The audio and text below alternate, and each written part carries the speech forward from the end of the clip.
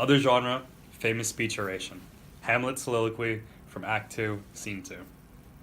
Now I am alone. Oh, what a rogue and peasant slave am I. Yet I, a dull and muddy-mettled rascal, peak like John of Dreams, unpregnant of my cause, and can say nothing. No, not for a king, upon whose property and most dear life a damned defeat was made. Am I a coward? Who calls me villain? Breaks my paid across, plucks off my beard and blows it in my face, tweaks me by the nose, and gives me the lie in the throat as deep as to the lungs.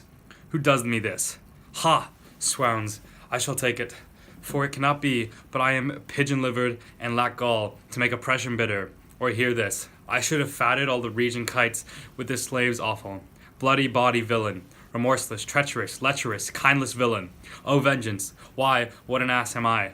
This is most brave, that I, the son of a dear father murdered, prompted to my revenge by heaven and hell, must, like a whore, unpack my heart with words, and fall a-cursing like a very drab. A stallion, fire upon it, foe! About my brains, hum, have I heard. The spirit that I have seen may be a devil, and the devil hath power, it to assume a pleasing shape. Yes, and perhaps, out of my weakness and my melancholy, as he is very potent with such spirits, abusing me to damn me. I'll have grounds more relative than this. Hannibal, addressed to his soldiers, circa 218 BC. Here, soldiers, where you have first met the enemy, you must conquer or die, and the same fortune which has imposed the necessity of fighting holds out to you. If victorious, rewards them which men are not wont to desire greater, even from the immortal gods. If we were only about to recover by our favor Sicily and Sardinia, wrested from our fathers, the recompense would be sufficiently ample. But whatever. Acquired and amassed by so many triumphs, the Romans possess all, which if masters themselves will become yours. To gain this rich reward, hasten, then, and seize your arms, with the favor of the gods. For, setting aside only the splendor of the Roman name, what remains in which they can be compared to you? To pass over in silence your service for 20 years, distinguished by such valor and success, you have made your way to this place from the Pillars of Hercules, from the ocean and the remotest limits of the world, advancing victorious through so many of the fiercest nations of Gaul and Spain. You will fight with a raw enemy, which this very summer was beaten, conquered, and surrounded by the Gauls, as yet unknown to its general, and ignorant of him. On whatever side I turn my eyes, I see nothing but what is full of courage and energy, of veteran infantry, cavalry, both those and those without the bridle, composed of the most gallant nations.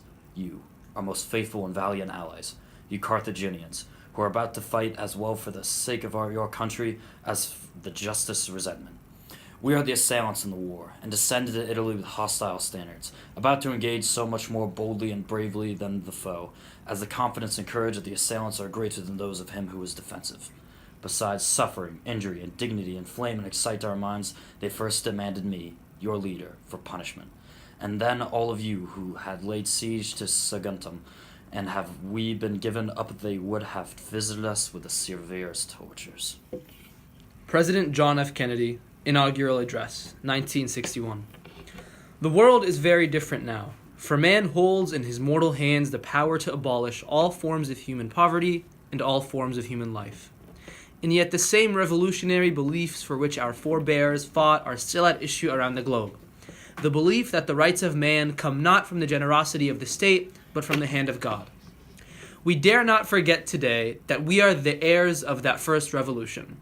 Let the word go forth from this time and place to friend and foe alike, that the torch has been passed to a new generation of Americans, born in this century, tempered by war, disciplined by a hard and bitter peace, proud of our ancient heritage, and unwilling to witness or permit the slow undoing of those human rights to which this nation has always been committed, and to which we are committed today at home and around the world.